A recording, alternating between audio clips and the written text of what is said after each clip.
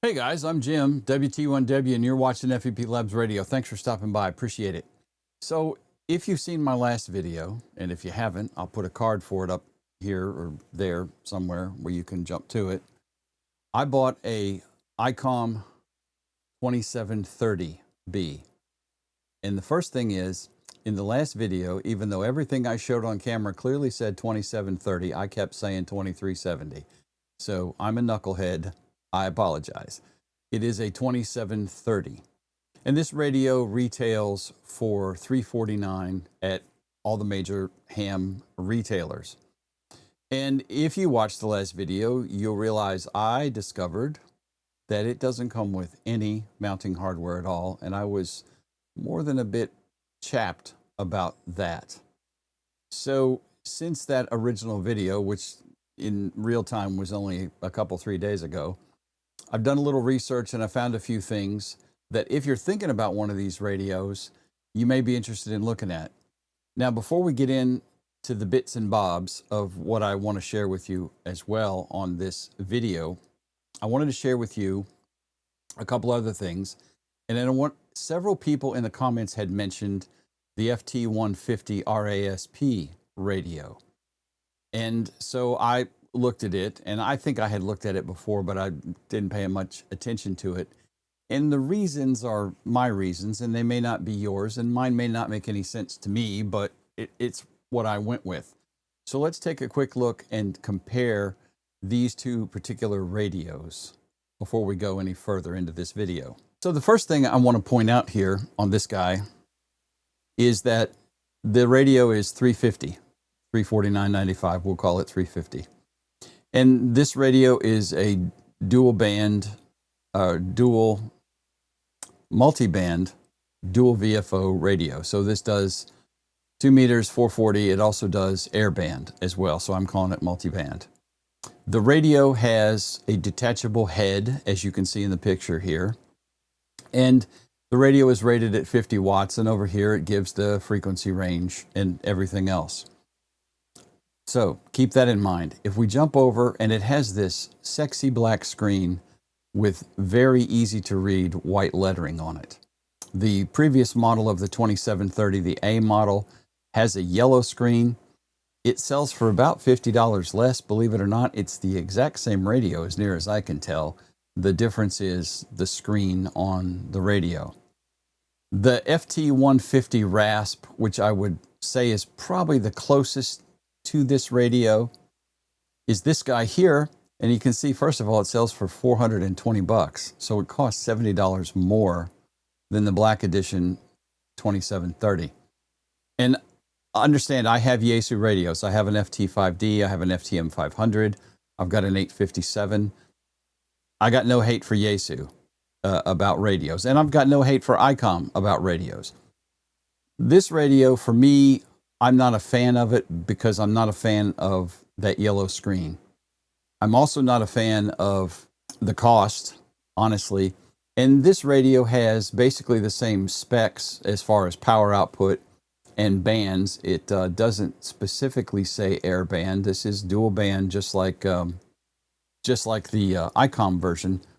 So it's almost the same specs. I don't know that this radio does C4 FM. Doesn't really say that it does C4 FM. So I'm going to go that it doesn't. So it has essentially the same features. Now, it may do APRS and have data mode without pulling up a manual for it. I don't specifically know if it does or not. Again, it doesn't mention any of that in here. And without looking at a picture of its hind parts, I couldn't tell you off the top of my head. So it may or may not do APRS, and it may or may not do C4 FM. I'm pretty positive it's not going to do C4 FM because they don't mention it at all. And that would cannibalize the 500 and 510 market, because specifically those two radios do C4 FM. So I'm pretty sure this one doesn't.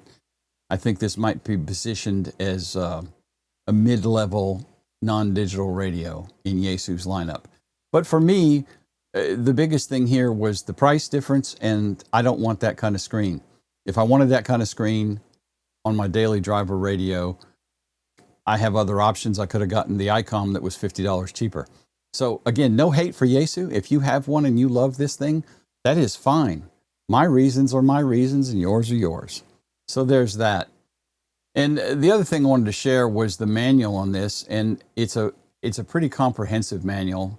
I've got to say, it does mention in the manual, which I should have read before I maybe had bought the radio, that there are the supplied accessories. Let me move my big head out of the way here.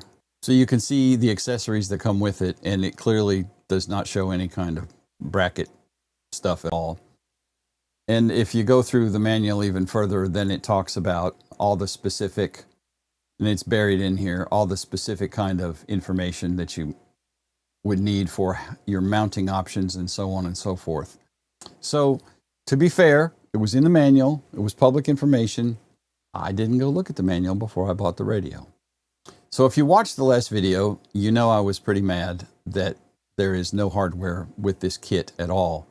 The radio is really technically unusable out of the box unless you set the whole thing on a seat next to you in your vehicle and duct tape the head to your dashboard.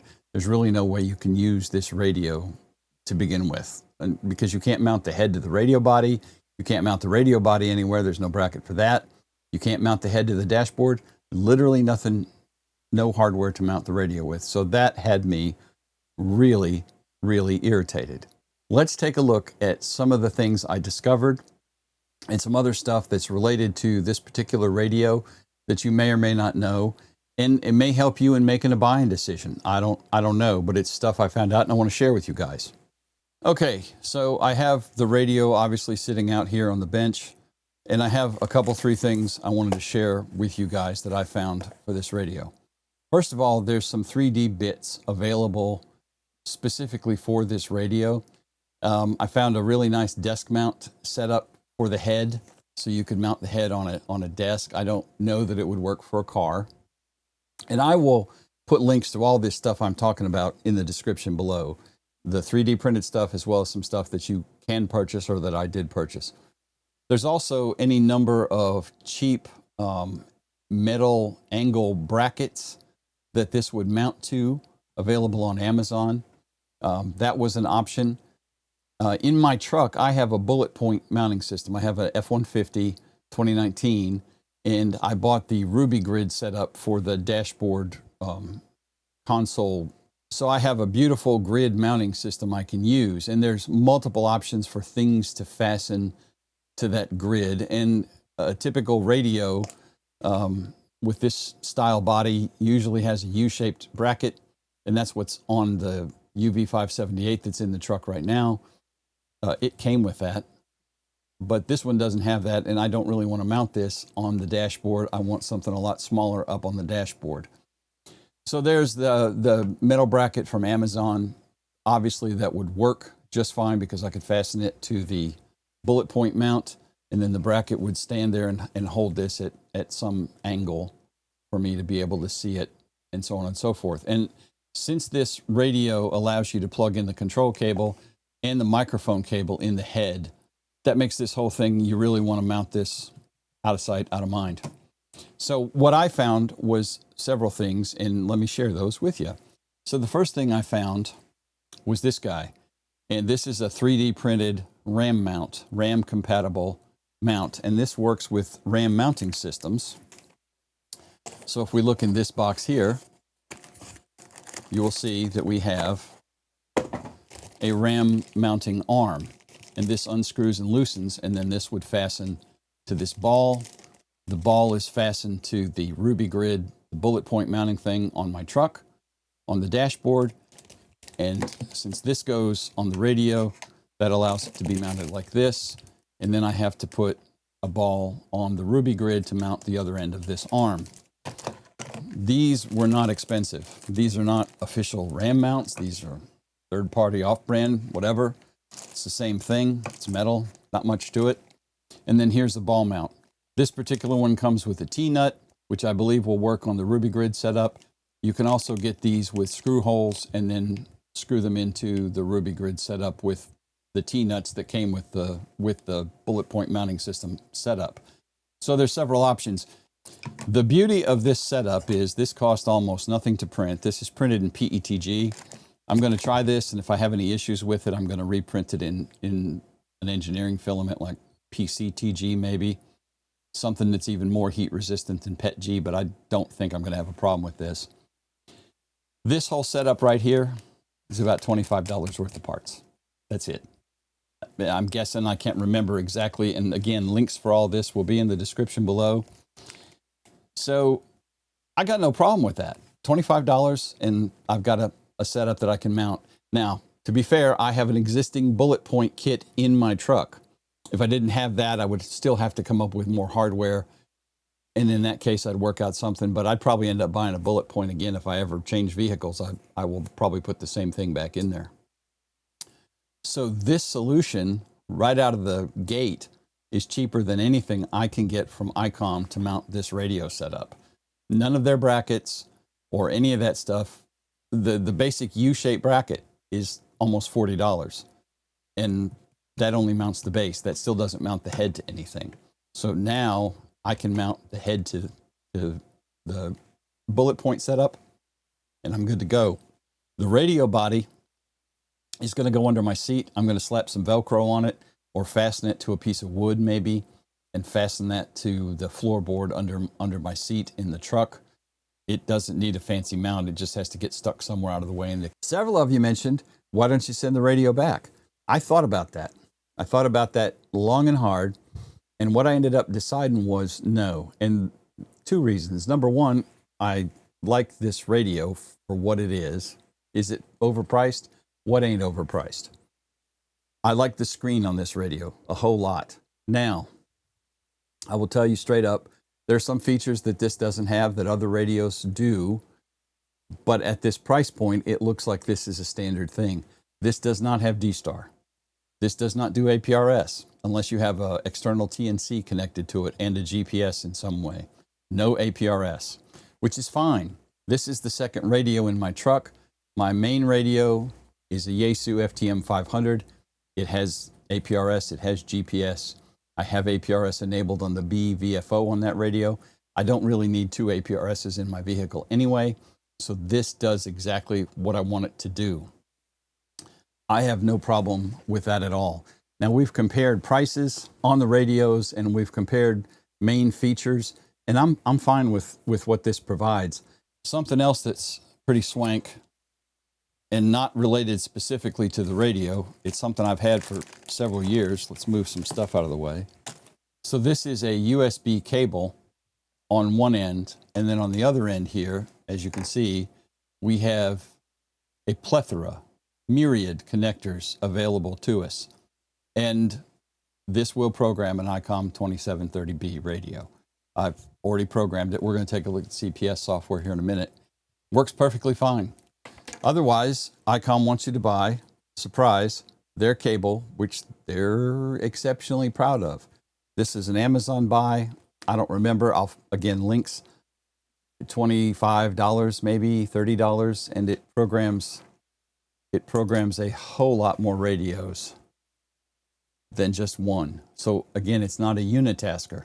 It's a multitasker. I'm all about the multitaskers. When I went to program the radio yesterday, I assumed that it would have USB or a data port, and it does not have a data port at all specifically. It does not have USB, and you program it through one of the speaker out jacks, a specific one of those two speaker out jacks. And this is your serial port, and then the other end goes in the radio, one of these TRRS ends, and that allows you to program the radio. So that worked perfectly fine. So if we change our camera view, we can see the ICOM CPS software. This is free. You can download this from ICOM's website. This requires a driver that depends on the cable. This particular cable that I showed you guys a minute ago uses the CH340 driver, which you can download from SparkFun and a bunch of other places on the internet. It's a very common communications driver for Windows.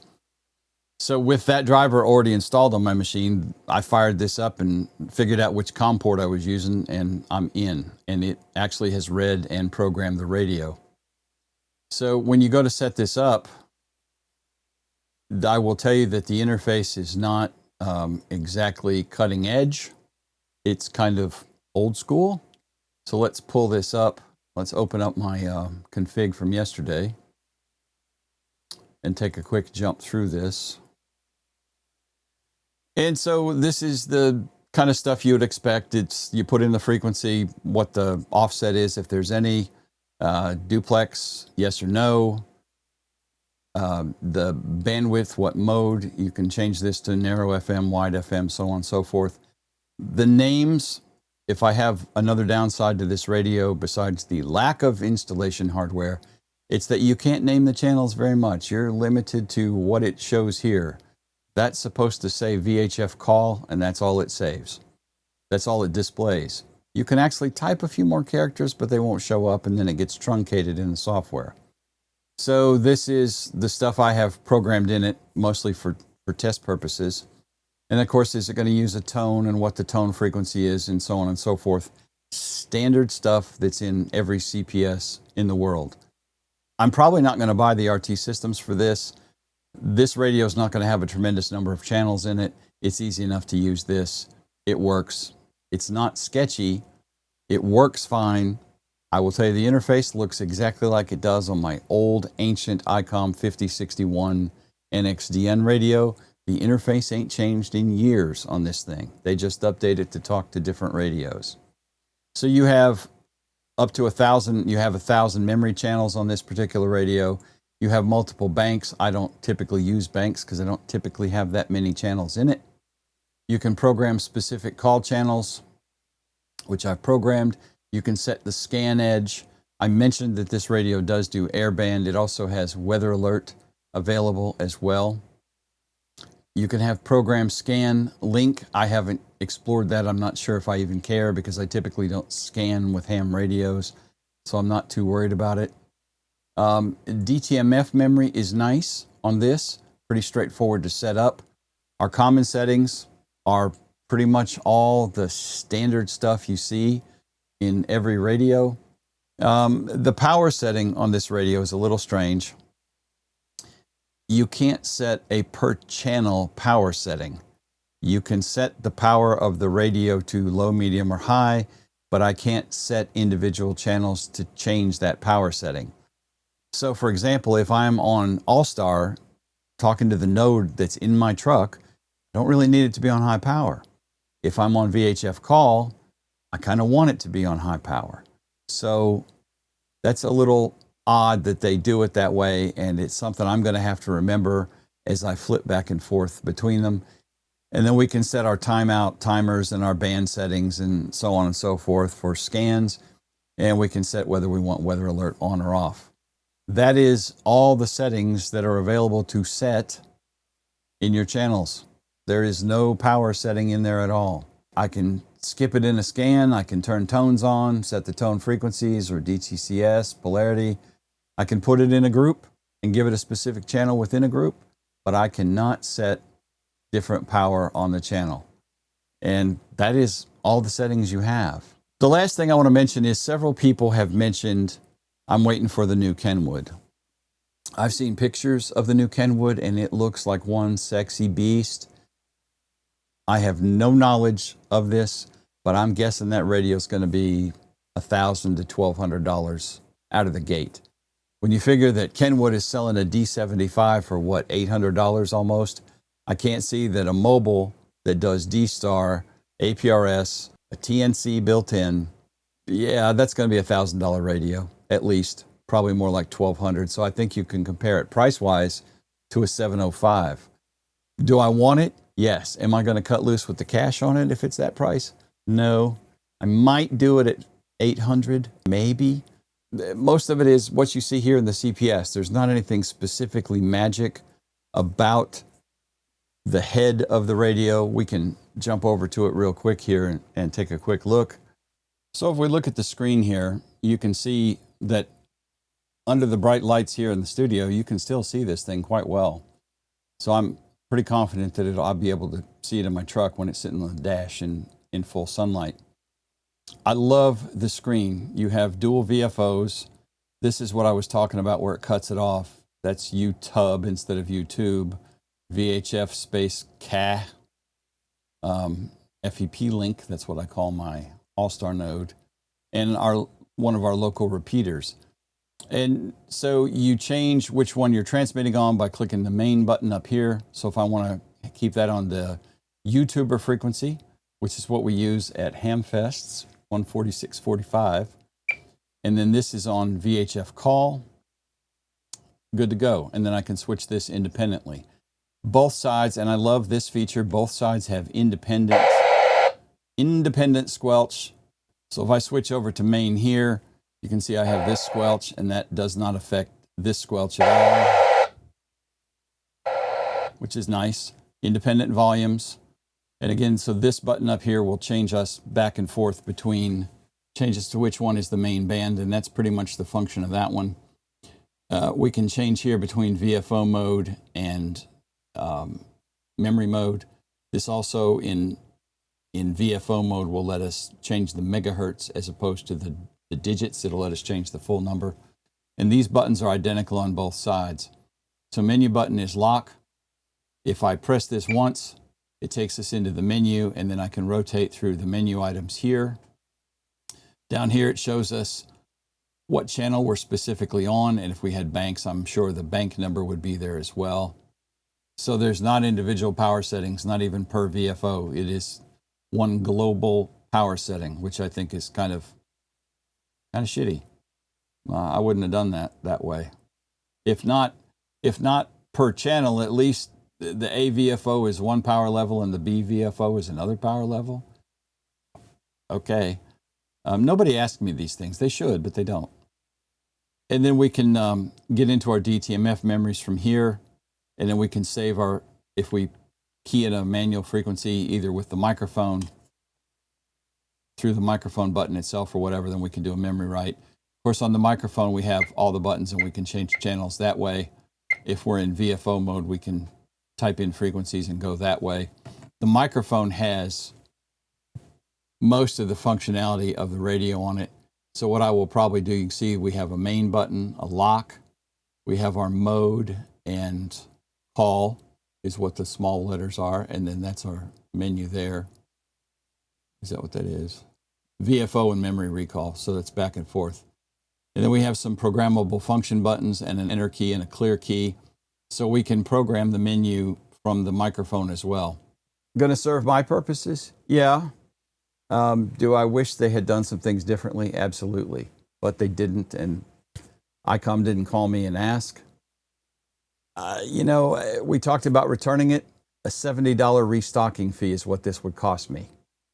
So when I pondered the return thing yesterday, I was like, well, if I'm going to spend $70 to return it, I might as well spend $25 on a few parts and fix the problem myself. So of those three options, buying the ICOM bracketology, which would require at least something to do with the head, that one piece is already more than I spent on Amazon and 3D printing that RAM base. So it's kind of a no-brainer. Doing a return, MTC charges 20% for restock fee. 20% of $350 is $70. Again, I can't blame MTC. That's their policy. I knew the policy before I bought the radio. My bad on not researching how it worked and what it came with and didn't come with. So I just see this as the best use case and the cheapest way for me to get out of the issue of the mounting hardware for the least amount of money. Guys, that is all I've got on this radio and this video, and I appreciate y'all staying with me. If you have, if you would, please make sure you give me a thumbs up, share this with your friends, like the video, subscribe to the channel, ring the bell so you get notified whenever I post any new content, because that way you, me, and all of us can help hack the YouTube algorithm and get more people to watch cool stuff like this. Guys, I appreciate it. 73, have a great day.